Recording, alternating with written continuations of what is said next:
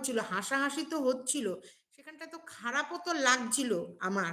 কোথাও না কোথাও তো খারাপও লাগছিল যে এই মর্কটের মতন অসভ্য ইতরের কাছে তোমাদের মতন শিক্ষিত মানুষরা, আমি বলছি না, অনেকে আবার আমাকেও বলেছে, এটা আমি বলছি, মেনশন করে দিচ্ছি, তোমাকে একটা সময় ছেঁড়া গেঞ্জিও বারবার বলেছিল, যে ছেঁড়া গেঞ্জি শুধু না, পাতাও বলেছিল যে শিক্ষিত মানুষরা কি করে সীমার কমেন্ট বক্সে যায়। দেখো,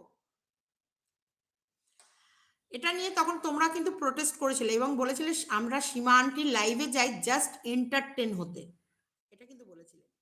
আচ্ছা, মর্কট তোমাদেরকে এন্টারটেন, তোমরা মাম্পির নামে কিচ্ছু লিখছো না, আমি বললাম, শুনতে যখন চাইলে আমি তোমাকে বলছি, মর্কট মাম্পির নামে, আচ্ছা তোমরা মাম্পির নামে কিচ্ছু লিখছো না, কিন্তু মর্কট পুরো লাইফটা এন্টারটেন করছে কাকে নিয়ে বলো? মাম্পিকে নিয়ে। কি নিয়ে?